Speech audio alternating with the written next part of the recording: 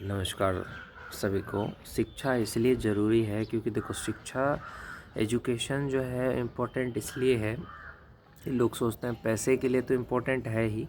अगर आप अच्छे से पढ़ाई करोगे तो पैसा तो कमाओगे ही, लेकिन उससे भी इम्पोर्टेंट ये है कि अगर आप पढ़ाई करते हो तो उससे फ़ायदा क्या होता है कि आपका नॉलेज बढ़ता है। जैसे खान सर, अलग पांडे सर, दिव्यकीर्ति सर, ओझा सर, इन लोगों के पास क्या है? शिक्षा है। शिक्षा एक वेपन है, एक हथियार है, जिसकी वजह से आप अपनी जो फेमस पर्सनैलिटी की जो एक होता है ना, वो आप बन जाते हो। तो शिक्षा बहुत बड़ी ताकत है यार। अब देख लो शिक्षा में आप देख लो कि शिक्षकों का कितना ज़्यादा हमारे देश में वैल्यू है। राकेश यादव सर को देखो, आदित्य रंजन सर को देखो, गगन प्रताप सर को देखो, इन लोगों को लोग इज्जत क्यों करते हैं? शिक्षा की वजह से। आप अगर कुछ भी करना चाहते हो तो शिक्षा इम्पोर्टेंट है, चाहे आप कुछ भी करना चाहते हो। देखो 3 काम है, ब्राह्मण हो चाहे कोई भी जाति हो, लेकिन ब्राह्मणों के लिए 3 काम है, शिक्षा, दीक्षा। बाकी आप कौन से जाति से हो, कौन से धर्म से हो, उससे कोई मतलब नहीं है। इम्पोर्टेंट क्या है? शिक्षा। और आप शिक्षित हो तो कोई भी इंसान आपको गुलाम नहीं बना सकता। पहली बात, आप शिक्षित हो, ट्यूशन पढ़ा कर पे पैसे कमा लोगे। आप अगर शिक्षित हो तो दूसरे को पढ़ा के भी पैसे कमा लोगे, है कि नहीं है? स्किल, अंग्रेजी बोलना आ रहा है आपको, कंप्यूटर चलाना आ रहा है, आज के ज़माने में आपने आईटीआई किया है, डिप्लोमा किया है, तो आपको जॉब की कमी नहीं रहेगा। समझ गए? लोग कहते हैं कि आप बिजनेस में भी शिक्षा की ज़रूरत पड़ती है। बिल्कुल, बिजनेस के लिए भी शिक्षा की ज़रूरत पड़ती है, जोड़ना पड़ता है ना, है कि नहीं? उतना बेसिक शिक्षा तो होनी चाहिए। डॉक्टर, इंजीनियर, कलेक्टर, वकील, ये सब क्या है? शिक्षा ही तो है। मान लो तुम एक आईएएस ऑफिसर हो, आईपीएस ऑफिसर हो, कोई तुम्हें गुलाम बना सकता है? तुम्हारे घर के लोग भी इज्जत करेंगे, बाहर के लोग भी इज्जत करेंगे कि अरे कलेक्टर साहब है, अरे वकील साहब है। लेकिन अगर तुम एक अशिक्षित आदमी हो तो कोई तुम्हारे उतनी इज्जत नहीं करेगा। एक ऑटो वाले को उतना इज्जत नहीं मिलता जितना एक फॉर्च्यूनर वाले को मिलता है। ये देश की सच्चाई है। फॉर्च्यूनर वाले को इसलिए इज्जत मिलता है क्योंकि लोग जानते हैं कि कोई ना कोई नेता होगा, या कोई ना कोई बिजनेसमैन होगा, या कोई ना कोई प्रोफेसर, डॉक्टर, इंजीनियर, कलेक्टर, वकील होगा। समझ गए? शक्ति, शक्ति होना चाहिए, शरीर का शक्ति, और एक होना चाहिए ज्ञान की शक्ति। जब दोनों शक्ति आपके अंदर होगा ना, कोई आपको नहीं झुका पाएगा। लेकिन आज के ज़माने में युवाओं को क्या है कि शक्ति के पीछे नहीं भागते। पावर ही तो है, शक्ति है तो सब कुछ है। जिसके पास शक्ति नहीं है उसके पास कुछ नहीं है। शक्ति का मतलब ये नहीं है कि आप लोगों को मारो पीटो। शक्ति का मतलब है दूसरों की सेवा करो, दूसरों की मदद करो, अच्छा काम करो। ये होता है शक्ति का मतलब, दूसरों की इज्जत करना।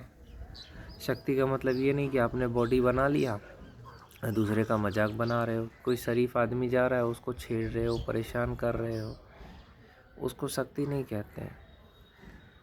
असली में शक्तिशाली इंसान वो है जो दूसरों की मदद करता है। लेकिन आजकल शक्ति का मतलब लोग गलत समझ लेते हैं। ज़िंदगी में कर्म या कांड दोनों में से एक काम तो करना ही पड़ेगा। दुनिया में खास करके यूपी बिहार में रहने के लिए आप 2 ही शर्त पे रह सकते हो। या तो बहुत बड़े क्रिमिनल हो, माफिया हो, तो आप आराम से रह सकते हो यूपी बिहार में, या आप एक बहुत अच्छे लेवल के एमपी एमएलए, अच्छे नेता हो, या अच्छे सिविल सर्वेंट हो, यानी आईएएस हो, आईपीएस हो, वकील हो, आईएएस, आईपीएस, वकील, इस तरह की पद पे अगर आप हो तो आराम से यूपी बिहार में आप रह सकते हो। सुप्रीम कोर्ट के वकील हो, आराम से रहो आप अगर आईएएस हो, आईपीएस हो, आराम से रहो, कोई नहीं कुछ बोलेगा। यहाँ पे क्या है कि आपको ऐसे ही लोग परेशान करेंगे। यूपी बिहार का ये कल्चर है। देखो किसी माफिया को कोई परेशान करता है, कोई बाहुबली को कोई परेशान करता है, क्योंकि लोगों को पता है गोली मार देंगे। लेकिन अगर तुम शरीफ हो, अच्छे हो, तो लोग परेशान तो करेंगे ही। बिजनेसमैन को कोई परेशान क्यों नहीं करता? तो देखो, शक्ति जिसके पास है उसका कोई शोषण नहीं कर सकता, और जिसके पास शक्ति नहीं है उसका शोषण हर कोई करता है। इसलिए शक्ति पैदा करो, पहले आत्मनिर्भर बनो मेरे भाई। अपने पैसे कमाओ, अपने पैर पे खड़े हो जाओ, यानी कि अपने से किराया लेके घर रहो, अपने पैसे से खाओ, अपने पैसे से कपड़े पहनो। इतना पहले बनो, उसके बाद उससे बड़े सपने देखो, समझे? जब तक दूसरों पे डिपेंड रहोगे, चाहे वो तुम्हारे माँ बाप ही क्यों ना हो, तो वो तुम्हारा शोषण करेंगे। जो इंसान अपनी ज़िंदगी का फैसला नहीं ले सकता है ना, वो गुलाम है। जो इंसान हर चीज़ अपने मर्जी से करेगा, वो आज़ाद है। और जिसके पास शक्ति है, वो अपनी मर्जी से जीता है कि क्या खाना है, क्या पहनना है, कैसे रहना है, क्या करना है, उसे किसी से पूछना नहीं पड़ता। और ये आज़ादी आपको शिक्षा दे सकता है।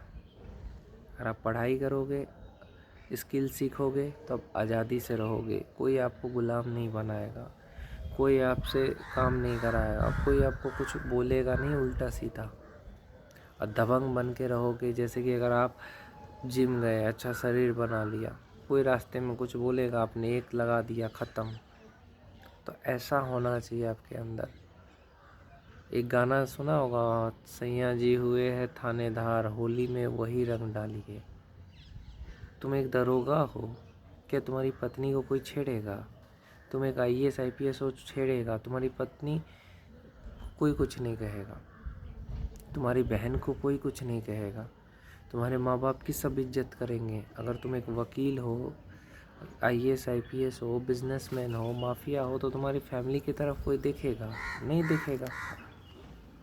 लेकिन अगर तुम एक मिडिल क्लास आदमी हो, तो कोई भी कुछ भी बोल देगा आपको। इसलिए ताकतवर बनो मेरे भाई।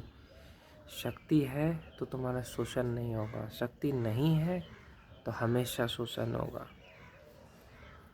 चलो मैं तुम्हें अपना गांव दिखाता हूँ। देख रहे हो, ये जो घर दिख रहा है ना, ये जो आपको घर दिख रहा है, इसका पिताजी नहीं है, एक बेटा है। माँ गुजर गए, माँ है, पिताजी गुजर गए हैं, बाप मर गया, एक ही बेटा था। देखो 2 मंजिल का घर बना रहा है, इंजीनियर है, सिविल इंजीनियर। सोचो, गरीब का बच्चा आज 2 महल बना रहा है। देख रहे हो, ये जो घर आपको दिख रहा है कैसे हुआ? शिक्षा से हुआ ना। पिताजी गुजर गए, एक ही बेटा, माँ ने पढ़ाया लिखाया इंजीनियर बन के, देखो 2 महला बना लिया। ये है शिक्षा की ताकत। जितने लोग दिखाई दे रहे हैं आपको आसपास, सब लोगों का घर, ये सब शिक्षा की बदौलत है, सब शिक्षा की बदौलत है। मेरे गांव में आपको सिर्फ पढ़े लिखे लोग मिलेंगे। तो ये है शिक्षा का असली पावर। हमारे घर में भी बहुत शिक्षित लोग हैं। तो ये सारी चीज़ें हैं, इसलिए पढ़िए मन लगा करके, ताकि कोई भी इंसान आपकी बुराई ना कर सके, नीचा ना दिखा सके। आपके परिवार का, समाज का, गांव का नाम हो।